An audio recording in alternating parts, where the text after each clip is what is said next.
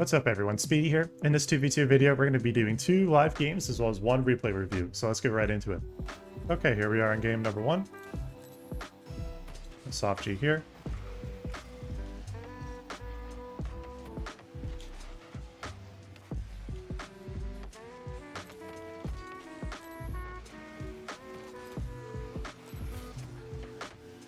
I get myself out of the way.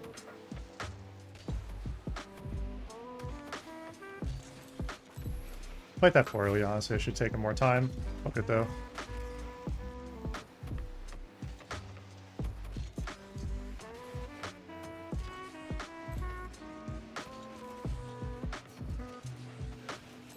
Got that boost. Essentially just trying to boost starve them there.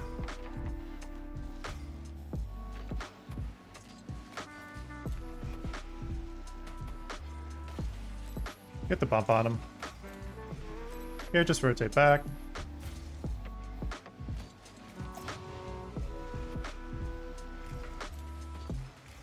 Let's cover back post.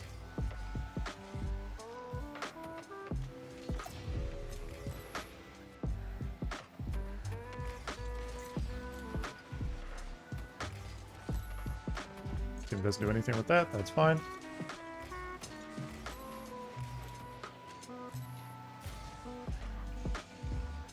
Rotate myself into a good spot.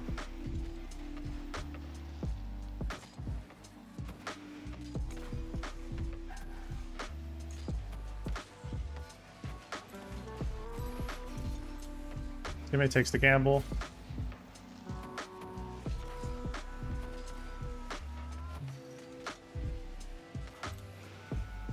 They're just trying to make the opponents kind of freak out a little bit.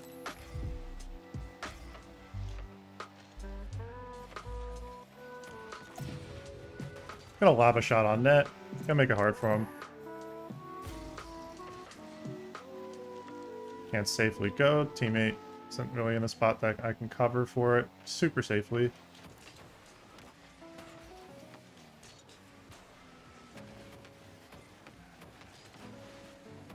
And that was super well played. Very well patient as well. It's a good touch there, and then just get a good pinch play. Nice.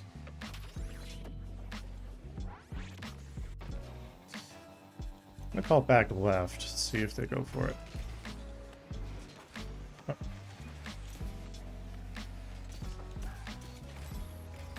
We both actually wanted back left, but they ended up faking it.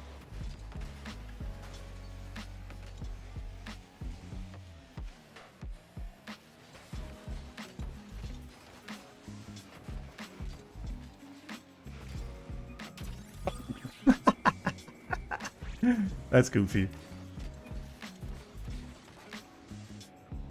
Ricochets off of his car. Yeah, didn't mean to bump teammate there on the wall there. I was just trying to like stay in full of rotation.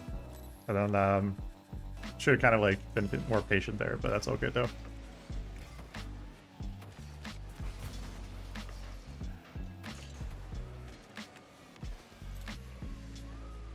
Try to land on this pad. And you see I'm already like focusing on landing on pad lanes. I'm gonna leave that boost there.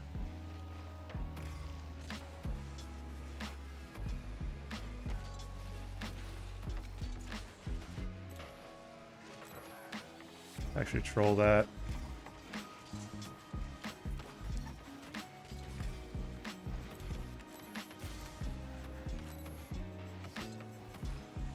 Just trying to put pressure, even if I don't have necessarily a specific play.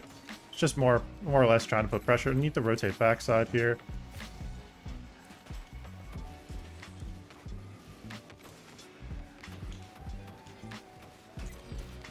Get the first bump there.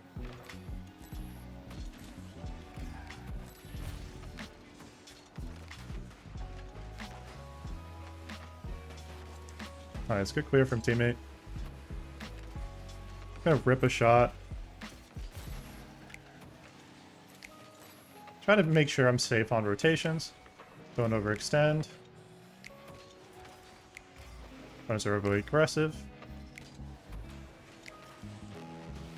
That's my fault. And I missed that. Pass failed successfully. Okay, I fucked that up really badly, and they said, nah, we're good. Here we are in game number 2. Going to soft cheat up here. See teammates staying up.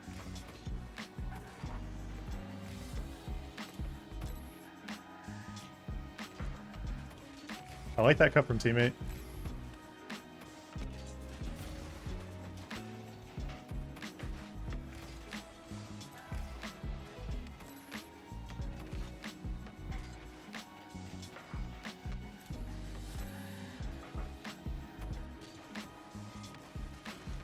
Bring the ball to teammate, that way he's got a good spot for an option pass.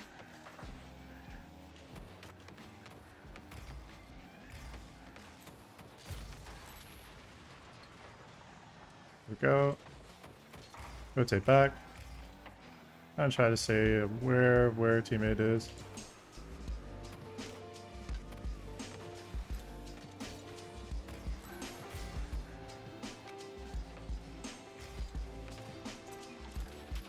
Nice pass.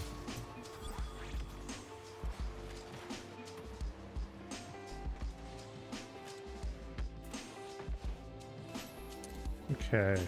Let's try to play kickoffs. Nice to save. It's a good kickoff.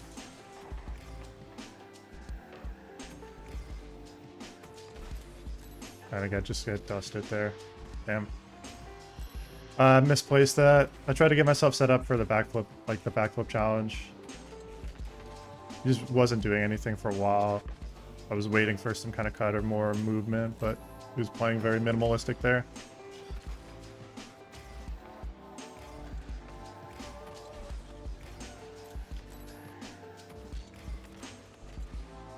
Push shot pressure on. You have to grab some pads.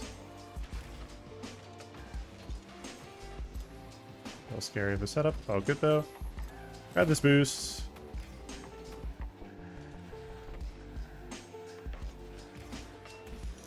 Nice shot.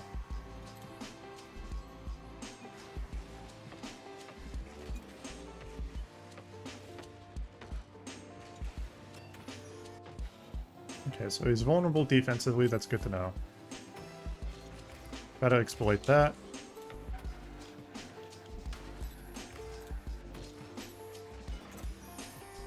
Nice. You see how by going for the bump there and just rotating out, getting myself out of the play after bumping him, just making him kind of awkward for that extra split second longer, makes it harder for him to get a clean setup. If you just give him all that space, then he has space to be able to set up, and he has time.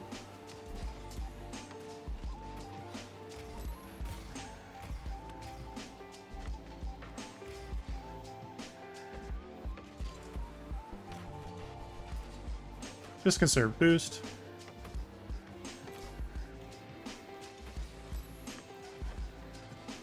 It's well played on the challenge. It's gonna go for the bump. Actually doesn't.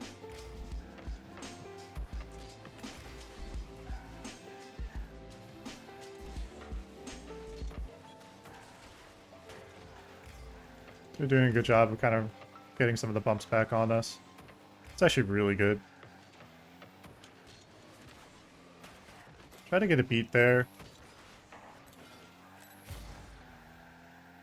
Just gonna try to double it.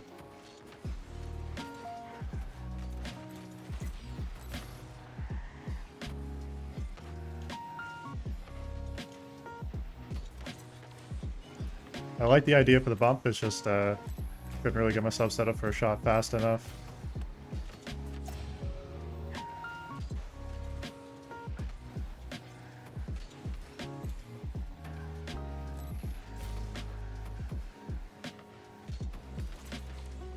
Nice, great beat.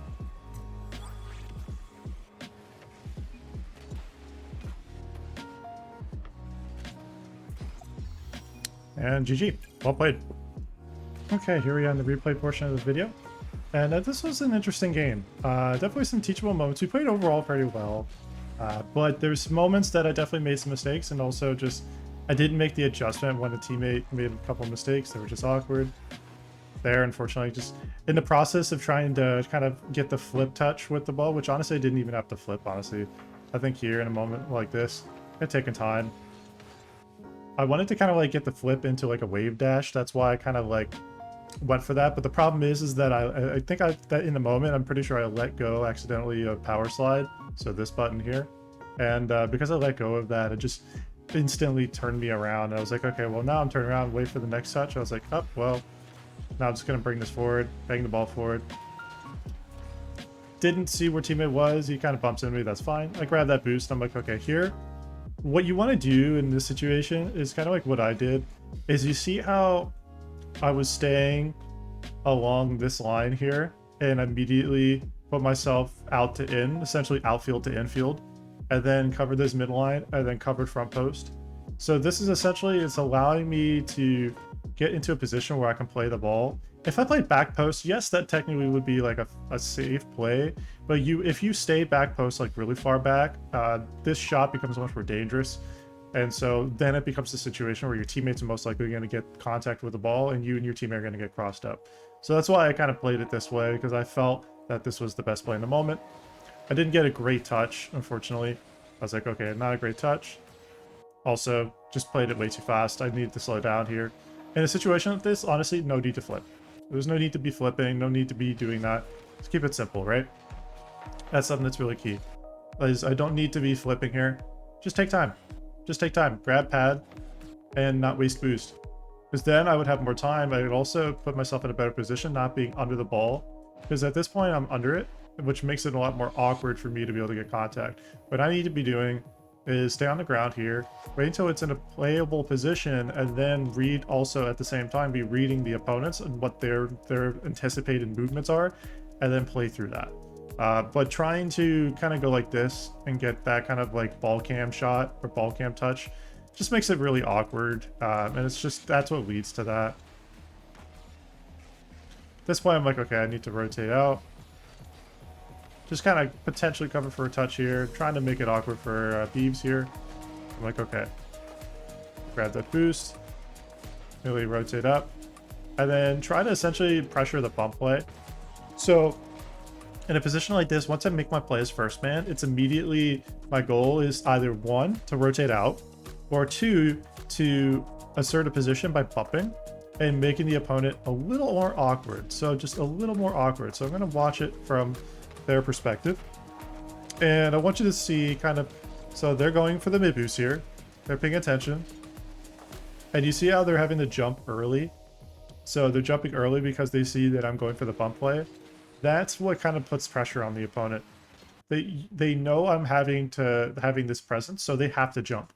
They have to jump, but they don't give themselves a chance to get really like a good clean touch, and they end up actually own goaling because of it. So this is an example of how pressure can really aid you as an attacker.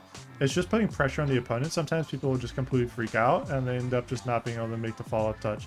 Here, this is an example of like all the ones experience that I've had over the years. Well, say years, that sounds like a lot, but about 2 years, a little over 2 years since I really properly became like a ones main. I play twos now, of course, but in this moment here, this is a ones play. I slow down the play and I see the space I have. If I just shot, that's exactly what the opponent wants. That's a savable play. But if you change the momentum, they're not expecting and anticipating the momentum change, and then you go for the flick there. It wasn't a great flick, but the idea behind the play itself was really what led to that.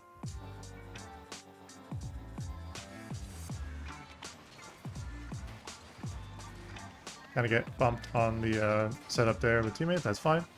Here, just grab pads. I used ball cam there. I missed that shot. Teammate missed the follow-up shot, and I was like, all right, that's a bit of an oopsie. Grab this big boost here, and then just rotate wide. Be in a position where I can cover kind of the other angles. Here, I was looking for the potential bump play from JP. I was seeing that just as an option, as a play from them. Normally, people will try to rotate into the bump. So, for example, they're kind of going like this, and then they will try to bump last minute here. And that's what leads to potentially open net in that case. He didn't do that, so I'm jumping early just in case as he turns around, because normally people will actually go for that bump play. They're just trying to clear it out. bump Eves. And then here, I'm like, okay. Teammate calls out right when I go for that touch. I got it, so I'm like, that's fine. Didn't really get it super well, but all good. My defensive clears this game were really good. Overall, I did feel like I did make mistakes, of course, but like these are kind of difficult plays. To be able to go for like these backboard reads, it's really tough. But making the correction of going from like up the wall, going like this, and then going for the flip, all that matters as well, because if the opponents weren't able to get there in time, that was a surefire goal. Absolutely for sure is going to be a goal. So just putting pressure is really key. Lots of time on the clock. Can't do much more than this in the play. I'm like, okay, make my play. Grab pass. You don't necessarily always have to go for the big boosts. You can honestly grab pads and be totally fine. In this play, I mean, I have 60 boosts. That's a ton of boost in a play. This is what kind of crossed me up. I didn't expect teammates to go for the touch that he did. He gets a touch, but he ends up actually he advances the play way faster. It ends up just giving him essentially that position, and I wasn't able to read that. I didn't read that he was going to be able to do that, let alone actually hit that. What he did, and the touch he got was, I'm assuming he was going for a better touch than he got. Nah, I would assume he probably wasn't trying to do that exactly that. He was just trying to place for that, but all good. Not a big deal, though. Now, though, it's like, okay, you know, just need to read the potential kickoff play here. Not sure how it's going to go. Definitely sensed a bit of awkwardness, though, so I'm like, okay, I get bumped, that's fine. I can't cut there, just not enough boost to really make a safe play. I'm like, okay, now I'm just going to take time. JP does a really good job of cutting off the play. So that's excellently defended, though, by JP. So watch it from their perspective, how difficult this play was. So here, just immediately, like, I had a really dangerous play for that situation, and he does a really good job of blocking the play from happening. So that was well done. Okay, recognizing the misses. There, it's just take time, and then see, okay, JP's going for another touch. I can't safely go, so I have to wait. Teammate goes for the play, isn't able to get there in time. I'm reading for the bump play. I'm also trying to see where teammate's going to play the ball. It's just kind of making it a little awkward, but it's all good. Not his fault, though. It's just like the way he was kind of going about this rotation. I think it was just like, okay, yeah, no, I just misread him. That's all. That wasn't his fault. And then here I'm like, okay, I end up bumping both of them. He gets open space to go for it. Tries to get a shot, but all good. I'm like, okay, well, I'm going to leave him this boost. Since he's cutting across me, that tells me he's not wanting to concede the rotation for me to come in as first man. If you see that happen, just recognize, just play passive for the moment. It's better than double committing and then end up getting essentially like no coverage defensively if something happens. Here, just cover worst case scenario. And once again, teammate just cuts, right? He just likes to cut a lot in those situations. If that's his way of playing, that's fine. It's not always effective. This is what leads to a goal because he goes for a play that's way too aggressive and ends up making it awkward, and I do a bad job of getting there in time because I just didn't give myself a lot of time to work with there, and we get scored on.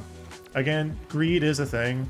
You have to recognize whether or not, like, just let your teammate have a play. And in this case, like, if he's going to have a play, it needs to be a play that's effective, especially if you're going to cut off your teammate from a play they're making. You need to make sure it's a play that's really going to happen. Otherwise, you really shouldn't be making that play. And that's just kind of the way how it is. So it's a good play here. And the reason I justify that, like my justification for like saying that is like in a situation where if you're cutting across your teammate twice, by the way, twice in a row, and you're going for this second cut here, especially on low boost, and in a play where it'd be better if we just cleared it, grab boost, and then play off the possession, and that would have been safer than a potential play where he messes up the wall touch here, and I have to play for essentially a 50-50 situation, which I don't have a lot of time to set up, which makes it awkward. That's not something you want to do offensively as first man. If you make a play and you put offensive pressure, put shot pressure, rotate out, and your teammates able to get in, do their play, and things kind of have a cycle, that's fine. If it's also fine if you, as first man, make your play, and you do have a shot, and you do have a play, but then, like, it doesn't amount to much afterwards, that's still fine. Because you still were able to make some kind of pressure play. But cutting off your teammate and then making this play and then missing is just really dangerous because it just creates a situation that's awkward. Should I, as second man, have been more passive? Yeah. In a situation, I got a bit impatient at the end there, and I should have honestly just waited a moment, and it would have been a lot safer.